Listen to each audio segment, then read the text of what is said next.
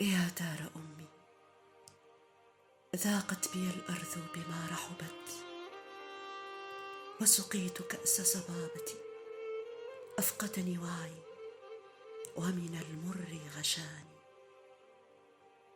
وجئت دار أمي أسألها: أين أحبابي؟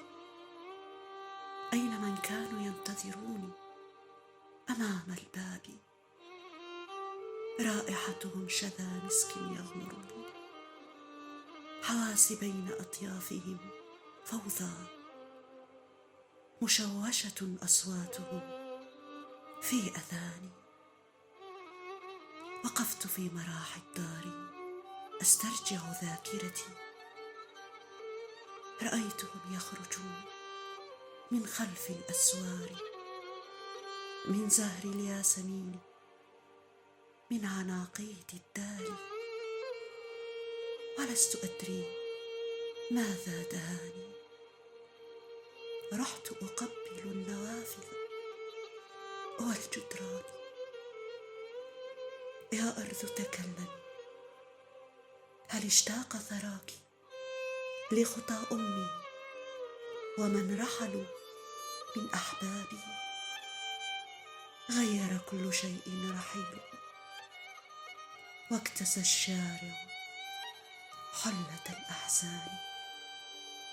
يا دار أمي تكلمي، واذكري لي أحبابي وخلاني. هل جاءت الزهراء في غيابي؟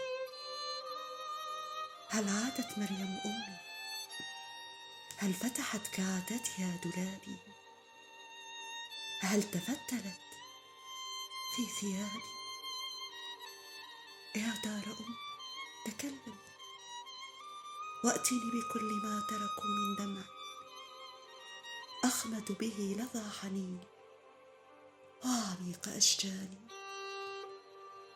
يا كاتب العمران، لا تحصي المباني، ودون كل تنهيدة، كل عبرة، كل المعاني،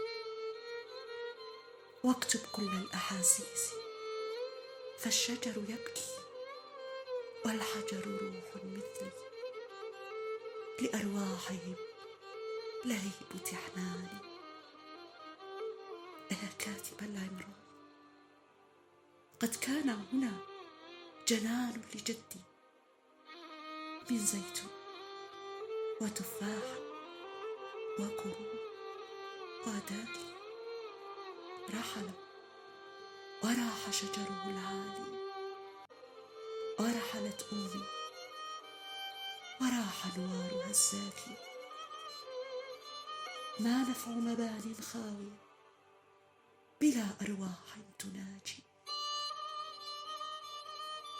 ردوني لزمن فيه طفولتي، فيه أحبتي، وإن جاءني موت فما أحلاها مماتي.